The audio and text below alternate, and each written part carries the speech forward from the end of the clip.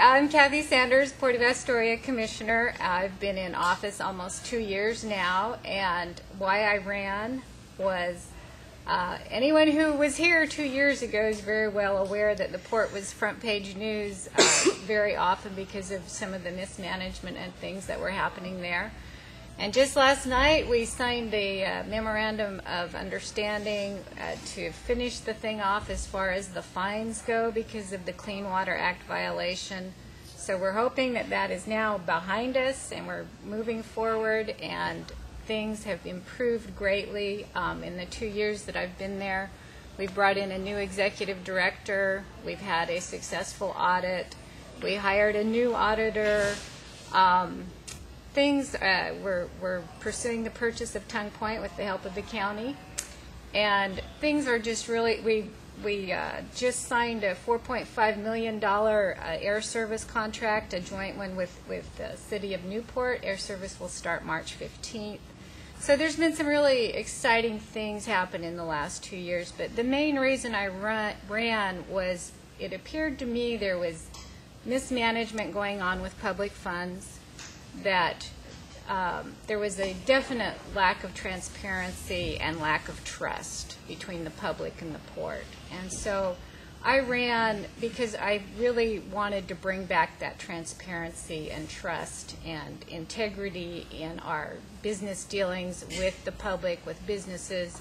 And I saw the potential that the port has and had at the time and in the future has for economic development, because that is the mission of the port.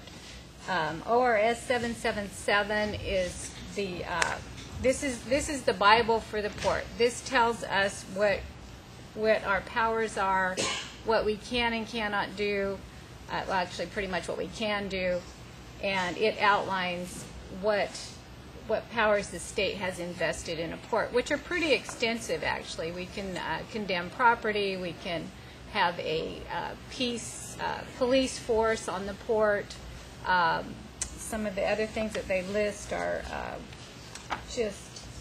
there's kind of a laundry list of it here. Oops, I wrote it down somewhere. Anyway, now that I can't find it. Oh, water transportation, we can buy and sell fuel, we can construct seawalls, docks, warehouses, power plants, fishing terminals, we can improve the waterfront, we can dredge, we can operate an airport, which we're doing, we can promote fish propagation. There's just a whole laundry list of what powers the state has granted to ports, and that's all outlined in ORS 777. So if you're interested in running for one of the 3 seats that is up for election, this is what you really want to look at, is ORS 777, to familiarize yourself with what a port is, what the powers are, and there is a link on our website that you can go to and then download it from the state site, or you can go directly to the state site and download it from there. But I'll get back to the list here. As far as when I campaigned, we were getting a lot of publicity, obviously. The people wanted change. And so we got free interviews like HipFish. There were candidate forums. Those were really good places of contact. I raised about $1,100 for my campaign, and because my money was limited, I went online and said, okay, how do you run a successful campaign? And some of the sites I found were very interesting, but one site said that to buy the signs, that was going to be my most expensive expense. And it said that basically yard signs reassure people who have already decided to vote for you. And I thought that was, and whether or not they're right, I don't know, but I did not buy yard signs. Instead, I printed flyers. I had business cards printed up that I could hand out. And one of the other things the site that I went to said that personal contact is the #1 way you get votes. So I went to Cannon Beach. I had flyers made up of what I stood for. I walked all of the stores in Cannon Beach handing out flyers. I had some coffee with Kathy hours that I advertised on my blog. Basically, the one-on-one personal contact to explain to them what I wanted to do as a port commissioner, why I was running. I think that's what really helped, was that I think they're right. People want to know who you are, what you're about, and what you want to accomplish. And so a yard sign doesn't really do that well. It gets your name out there, and if I would have had tons of money, I probably would have bought yard signs. But I didn't have money, and so I chose the things that were more one-on-one contact or that got information out as to what I stood for. And it was an experience. It was I have never run for public office. I had never wanted to run for public office. My degree is in business management, and I just really felt that there was some basic things that were not being taken care of on a managerial level. And indeed, when we got into office, I found that to be true.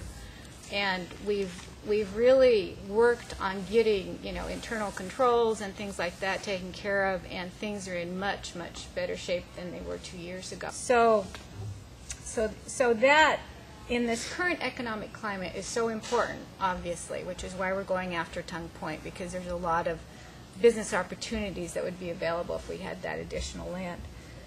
Let's see.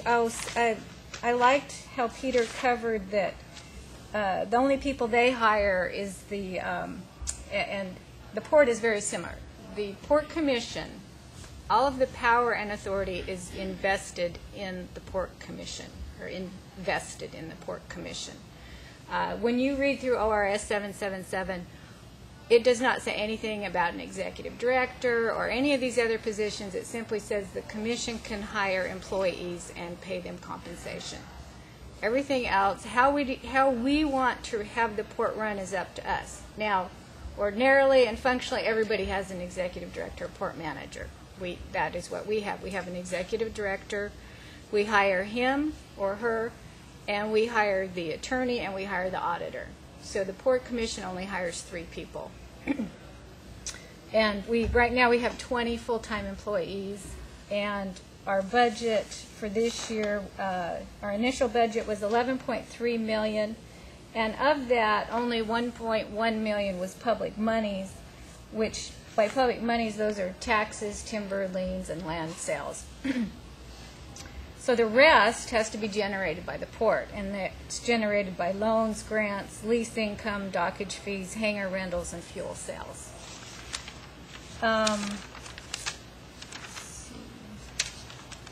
Basically, one other important thing is that a single port commissioner can do nothing. The power is vested in the commission, plural, not in a single port commissioner. So you do need to learn how to work together as a team to get anything accomplished, because all of your decisions and all of your information gathering has to be done in a public meeting, and that is specified by law. And you have to have minutes taken, and in our area we have the radio station and we have the newspaper here. So I'd just like to say one thing in closing, is that when I looked over all of these offices that are open, I mean, these are all the bones of the community. I mean, it's the fire district, it's the water district, it's the education, both the high school, well, the school, all the school districts, including the college. It's the port, which is economic, and it's a lot of infrastructure. And if we get money from the economic stimulus, these are the positions, these are the people who are going to be making those decisions with your money and your children's money, it looks like. And so right now, at this economic recession that we're in, it's really, really important to have not just good leadership, but great leadership. And so I just really want to encourage you to talk to people that you know would make a good leader, that would make a good board member, who you trust, who you have faith in, and ask them to run for public office, because we all are in this together, and we need the best leadership that we can possibly get to bring us out of this. And it always starts local. We're looking out for our own here, and I just think it's just so incredibly important to have good leadership at this time. Thank you.